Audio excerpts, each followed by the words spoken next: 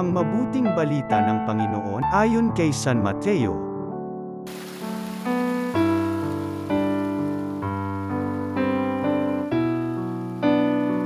Noong panahong yun, sinumbatan ni Jesus ang mga bayang ginawa niya ng maraming kababalaghan sapagkat hindi sila nagsisito malikod sa kanilang mga kasalanan.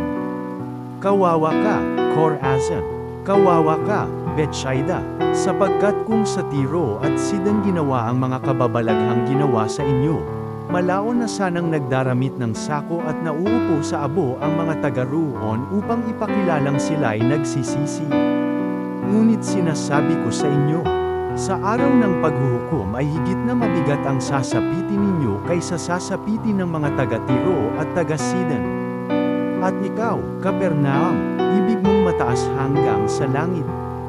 Ibabagsak ka sa Hades, sapagkat kung sa Sodoma ginawa ang mga kababalaghang ginawa rito sa inyo, sana'y nanatili pa ito hanggang ngayon.